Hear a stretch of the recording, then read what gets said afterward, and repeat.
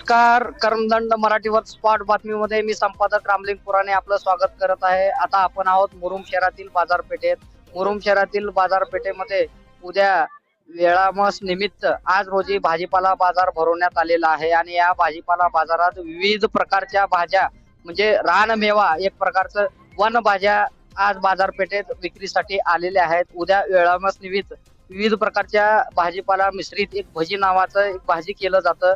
त्याबाबत आपण व्यापाऱ्यासोबत चर्चा करूया. जे ग्रामीण भागातून शेतकरी लोक भाजी घेऊन आलेले आहेत, तर त्या भाजीबाबत आपण जाणून घेऊया. मावशी, कोणकोणत्या भाज्या तुम्ही आणलेल्या आहेत आता?